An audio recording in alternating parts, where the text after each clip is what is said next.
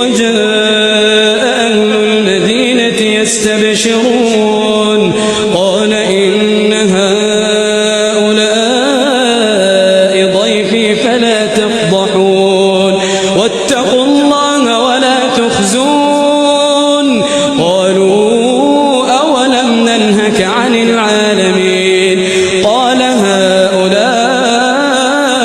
بناتي إن كنتم فاعلين لعمرك إنهم لفي سكرتهم يعمهون فأخذتهم الصيحة مشرقين